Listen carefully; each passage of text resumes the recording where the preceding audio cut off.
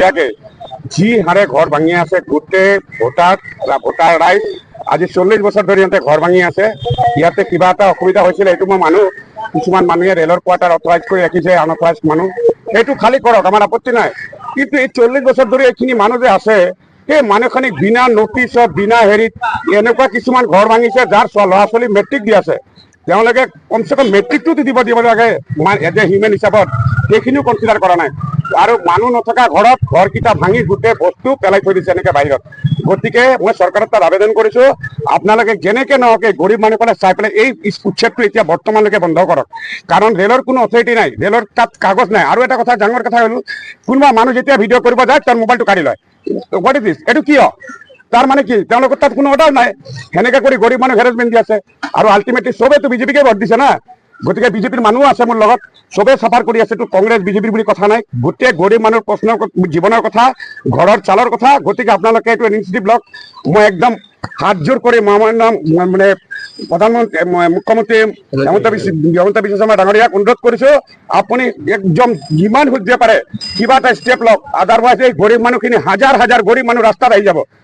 আৰু এইখিনি ক'লো। আৰু 2 নম্বৰ কথা, এওঁলোকে যে কোৱাৰ্টাৰবিলাক এতিয়া খালী কৰা আছে, ওৱান্স আপুনি টাইম এওঁলোকে ভাড়া দিছিলে, এওঁলোকৰ ষ্টাফে ভাড়া দিছিলে। মই নাজানো কিমানখিনি সত্য কিমানখিনি, কিন্তু ঘটনাইছে তেতিয়াৰ পৰা খালী কৰিব পৰা নাই। আচ্ছা ঠিক আছে, এতিয়া এওঁলোকে খালী কৰি আছে, ভাল কথা, খালী কৰক, কিন্তু আমাৰ আপত্তি নাই তাত। কিন্তু গৰীব মানুহখিনি ঘৰ কিয় ভাঙি আছে? যিবিলাক কোনো দৰকাৰ নাই। ৰেলৰ যেতিয়া কনষ্ট্ৰাকশ্যন হ'ব গৰীব মানুহৰ ঘৰ ভাঙা যাব, সেইটো মই জানো, কাৰণ ৰেলৰ টাইমত এইটো দৰকাৰ আছে। কিন্তু আজি যে এই গৰীব মানুহ তাতে কোনো কনষ্ট্ৰাকশ্যন হোৱা নাই, হাজাৰ হাজাৰ গৰীব মানুহ, হাজাৰ হাজাৰ ভোটাৰ ইয়াতে ভোট দি আছে, আমাৰ যিকোনো চৰকাৰকে হওক, বিজেপি হওক কংগ্ৰেছক দি আছে। এওঁলোকক আজি 40 বছৰ ধৰি আছে, তেওঁলোকে কৈছে আমি নটিচ দিছো, তেওঁলোকে দেখাব পাৰিব কিবা নটিচ আছে আগৰ দিনৰ পৰা? আহিছে, পোষ্ট লৈ আহিছে, ভাঙিছে, ঘৰৰ বস্তু পেলাই দিছে। हम लोग को तो कहीं कुछ है नहीं, रोड पे नहीं बैठेगा हम लोग, आ जाएगा। बिल्डिंग का ला दिया, बिल्डिंग को कर दीजिए, खेड़ी रोड को सही छोड़िए, भाग जाने लगा है। कहां जाएगा? छोटा वाला ले दिया है, हां मौका देना चाहिए आदमी को। कहां जाएगा? रोड चलेगा, हां कहां जाएगा? कहां रहेगा? रोड जाम মানে কি মইতো মানে ইয়াতেই থাকো, আহিছে আহি কিনে আৰু ভাঙি দিছে। আৰু ইহঁতে কিবা নটিচো দিয়া নাই। খালি কোৱাৰ্টাৰ কিমানটা ঘৰ বনিছে? নহয় আগতে প্ৰথমটো চিল মাৰিছে কোৱাৰ্টাৰ গীতা, ইহঁতে মানে কি কোনোবা মানে কি এনে কোৱাৰ্টাৰত আছিল নহয়, আগতেটো চিল মাৰাৰ পিছত গীতা অলপমান ভাঙি দিছে ইহঁতে। কিবা নটিচ দিছে নেকি? নটিচ দিয়া নাই, পাব্লিকক নটিচ দিয়া নাই। বস্তু বাহিনী উলিওৱাৰ সময় দিছে নে?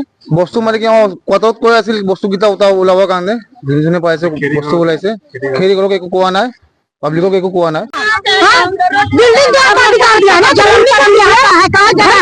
बता रहे हैं आप, घर को क्यों फंसाइएगा? हम लोग कहाँ जाएंगे? पैसा दीजिए तब जाएगा हम लोग तो पैसा दीजिए, पैसा दीजिए तब जाएगा हम लोग। जब तक पैसा नहीं दीजिएगा हम लोग এটা ঘৰটো যে ভাঙি আছে, মই চৰকাৰৰ লগত দুটা অনুৰোধ যে কমচে কম মেট্ৰিক পৰীক্ষা গ'লে হয় তেতিয়া ভাঙি দিলে কোনো আপত্তি নাই। এতিয়া মেট্ৰিক পৰীক্ষা চলি আছে, তাৰ ওচৰতে যে ঘৰ চব ভাঙি আছে, এইটো বহুত বেয়া কথা। নটিচ দিছে নেকি? নটিচ দিছে নেকি? কোনো নটিচ দিয়া নাই, খেৰিঘৰ কোনো নটিচ দিয়া নাই। এতিয়া মেট্ৰিক পৰীক্ষা মানুহ কৰি দি আহি আছে, ক'ত গৈ আছে, কমচে কম এটা নটিচ দিলে কথা মানুহটো অলপ সাজত থাকলে হয়। এতিয়া এটা মেট্ৰিক পৰীক্ষা চলাত এনেকুৱা অভিযান চলি আছে, এইটো বহুত বেয়া কথা হয়। কমচে কম নটিচ দিলে মানুহ কমচে কম মেট্ৰিক পৰীক্ষা এৰি দিলে তেতিয়া ঘৰত বেলেগ ঘৰ এটা চালা পাৰিলে হয়। তেতিয়া এটা মেট্ৰিক পৰীক্ষা চলি আছে, তাৰ ওপৰতে যে অভিযান চলাই দিছে, এইটো বহুত বেয়া হল। যিকোনো খবৰৰ বাবে যোগাযোগ কৰক 7099017330 লগতে 7099017110 নম্বৰত।